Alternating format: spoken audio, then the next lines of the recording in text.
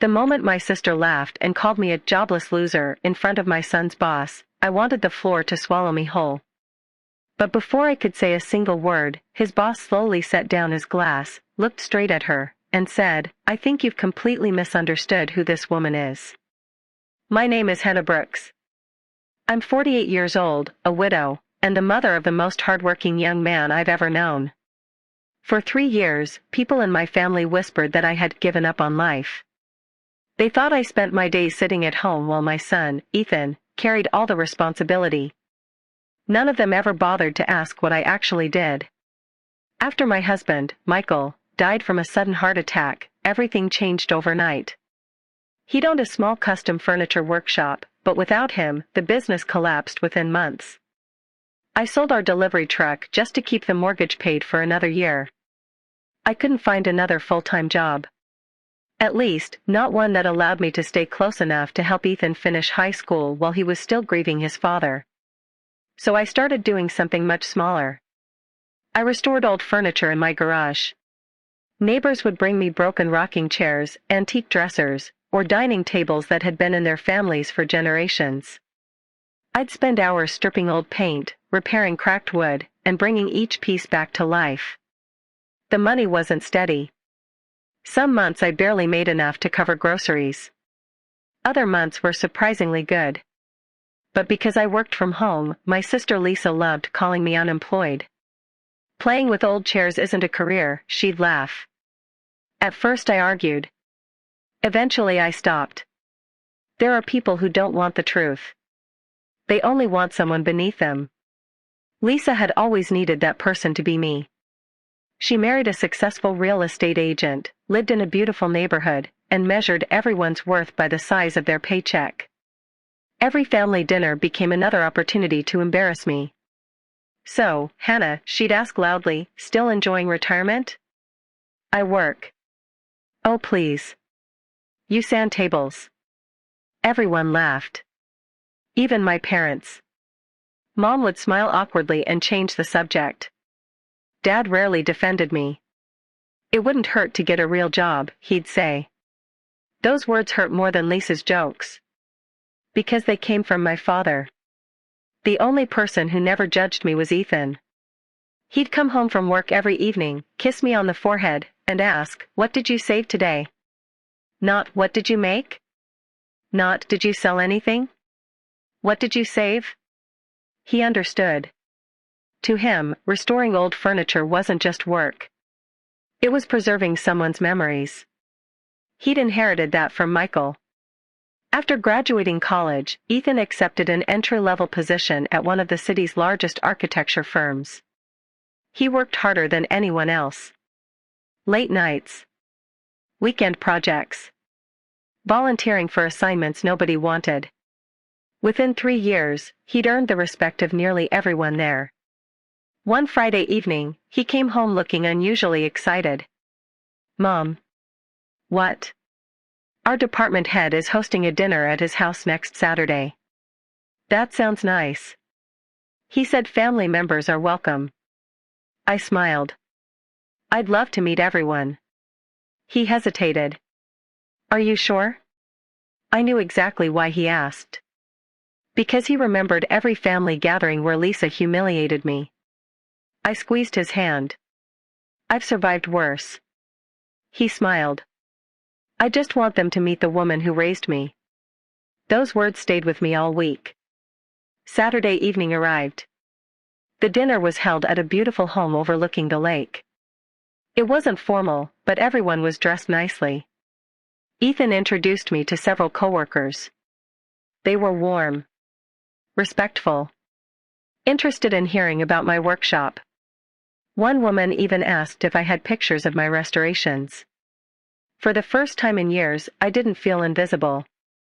About 30 minutes later, another guest walked in. "Lisa." I froze. "What are you doing here?" She smiled smugly. "My husband sells property to your son's company." "Didn't Ethan tell you?" Apparently, one of Lisa's husband's biggest clients worked with Ethan's firm, and both couples had been invited. My stomach tightened. I quietly prayed she'd behave. She didn't. Dinner was wonderful until someone casually asked what everyone did for a living. People took turns answering. Architect. Engineer. Interior designer. Project manager. Then someone smiled at me. And Hannah? Before I could answer, Lisa laughed loud enough for the entire table to hear. Oh, that's easy. She doesn't work. I felt every face turn toward me. Lisa took another sip of wine. My sister's basically a jobless loser who spends all day fixing old junk in her garage. A few uncomfortable chuckles echoed around the table. I felt heat rise into my face.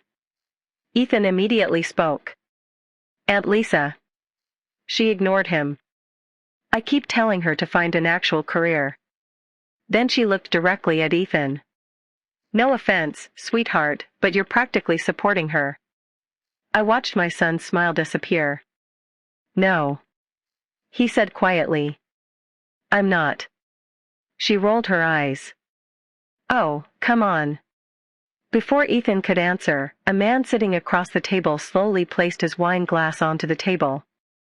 The gentle clink echoed through the silent room. Everyone looked at him. He was Robert Whitmore, the firm's founder, Ethan's boss, and the man whose opinion mattered more than anyone else's in that house.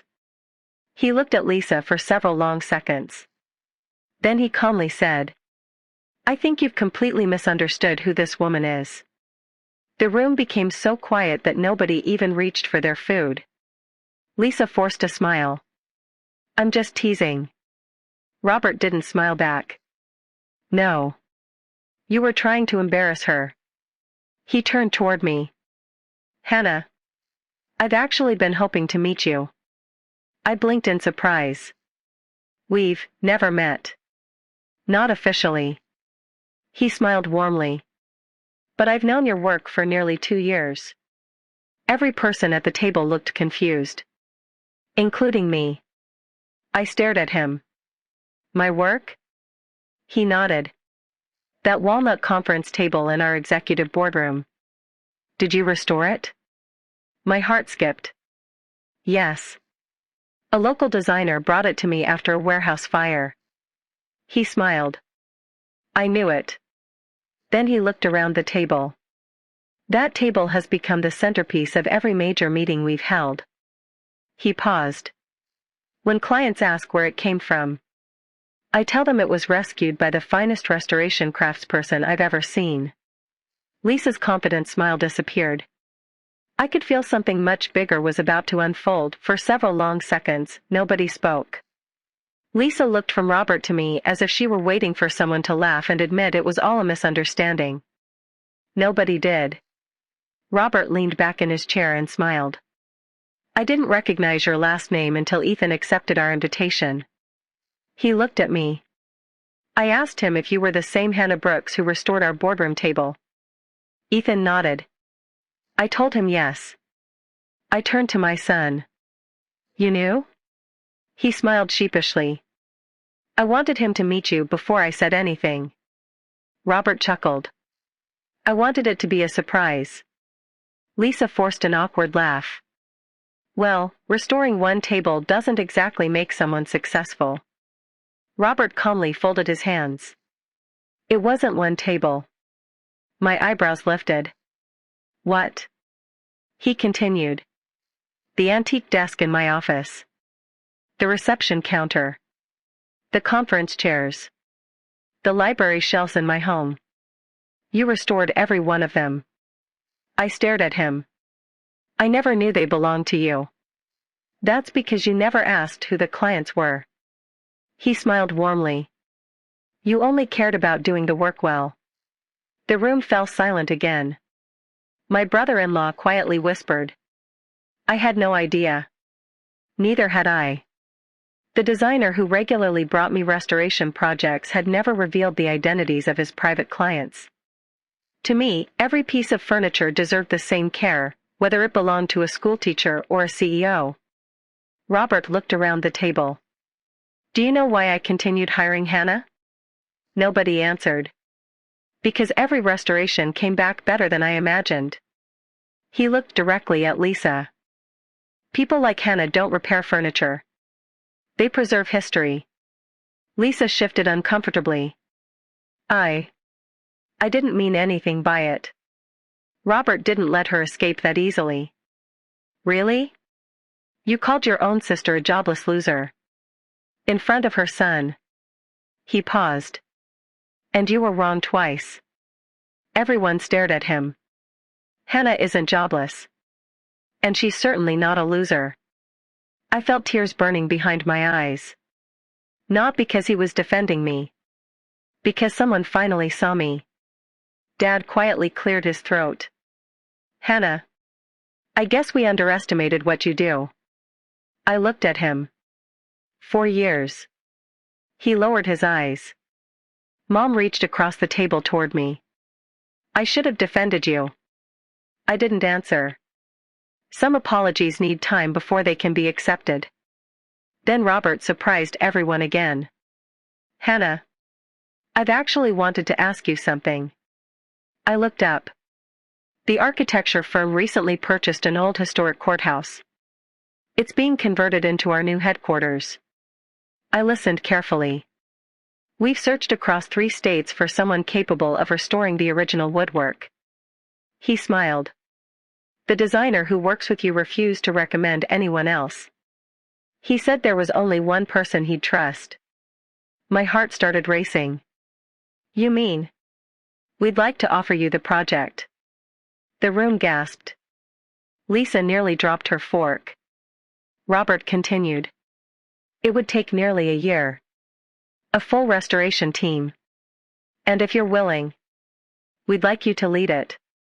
I couldn't speak. I'd spent years wondering if anyone truly respected my craft. Now one of the largest architecture firms in the state wanted me to restore a historic landmark.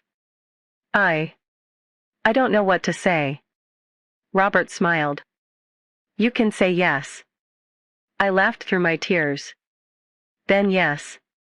Ethan reached over and squeezed my hand beneath the table. I knew you'd get here. The rest of dinner felt completely different. The same relatives who had ignored my work for years suddenly asked questions. How long have you been restoring furniture? How did you learn? Can we visit your workshop? I answered politely. But something inside me had changed. I no longer needed them to understand. Their approval wasn't the prize. Respect was. As everyone prepared to leave, Lisa followed me onto the patio. The lake shimmered beneath the evening lights. She stood beside me without speaking for a moment. Finally she whispered. I'm sorry. I looked at her. For what? For making fun of you. I thought. She hesitated. I thought if everyone focused on you, they wouldn't notice how insecure I was. That surprised me. She gave a weak laugh. My husband's business hasn't been doing well. We're drowning in debt. I kept pretending everything was perfect. So making you look small made me feel bigger. It wasn't an excuse. It was the truth. And somehow, that made me feel more sadness than anger. I nodded slowly. I hope things get better. She looked shocked. You're not going to humiliate me? I smiled gently. No. I already know what that feels like. She started crying. For the first time since we were children. She hugged me. A week later, Robert visited my workshop. He didn't come alone. The firm's executive team came with him. They spent 2 hours looking through restored cabinets, handcrafted chairs, and antique doors waiting to be repaired.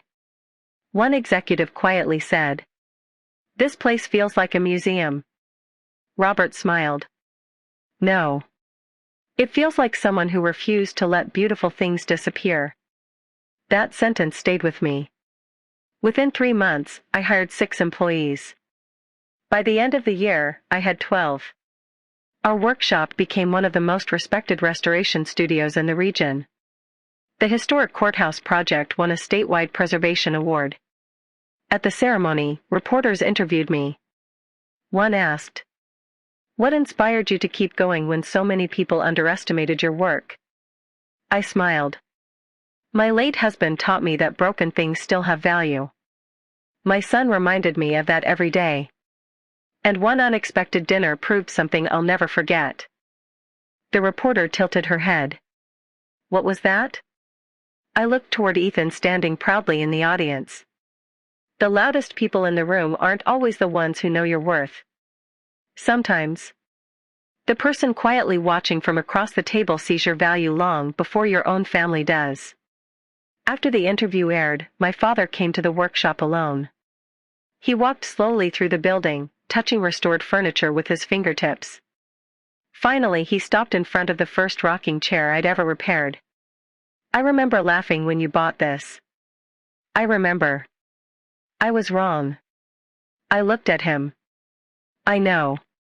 He swallowed hard. I spent years telling people my daughter didn't have a real job. His voice cracked. I should have been telling them my daughter had real talent. For the first time in years, I believed him. Every Christmas now, our family gathers at my house. Not because it's the biggest. Not because I'm the most successful. But because everyone insists on eating around the long walnut dining table I restored with Michael before he passed away. Sometimes I catch Lisa quietly running her hand across its polished surface. She never jokes about my work anymore. She simply smiles. Looking back, I realize my sister gave me the greatest gift she never intended to. She insulted me in front of the one man who truly understood the value of my work. When she called me a jobless loser, she thought she was taking away my dignity. Instead, she handed someone else the perfect opportunity to give it back. And the sound I'll never forget isn't her laughter. It's the soft clink of Robert Whitmore setting down his glass. Right before my entire life changed.